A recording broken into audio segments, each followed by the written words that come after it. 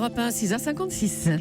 L'édito des éditos, Natacha Polony, le mot du jour est donc pour vous Castafiore. Oui, alors on se demande si Kim Kardashian, évidemment, connaît Tintin.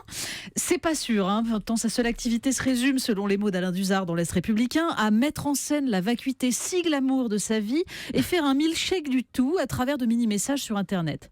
Bon, pourtant, c'est assez drôle de la voir ce matin en nouvelle Castafiore, elle qui ne chante même pas, même ça, elle ne sait pas le faire.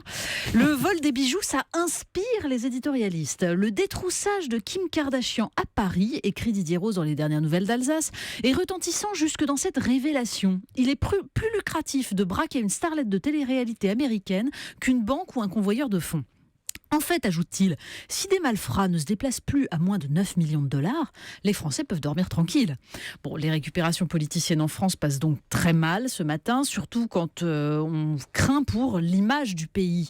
Bien sûr, écrit Hervé Chabot dans l'Union, Kim Kardashian a été braquée et dépouillée, mais avant de claironner que Paris est devenu la capitale des détrousseurs et des coupes-jarrets, mieux vaudrait s'interroger sur les conséquences de l'affichage bling-bling tous azimuts qui sied aux géants du luxe. On n'ira pas jusqu'à demander à Kim d'avoir la curiosité intellectuelle de s'intéresser aux fables de La Fontaine, renchérit Didier Rose. Elle y apprendrait, certes, mais un peu tard, l'aventure d'un lion qui, par manque de prudence, se fit autrement duper. Ainsi s'agace-t-il, Didier Rose. Les bijoux envolés d'une Castafiore gonflée de ses selfies feraient de la France une nation de brigands ? Ce serait un autre hold-up. Que Paris passe pour une cité de la peur aux États-Unis où les armes sont en vente libre.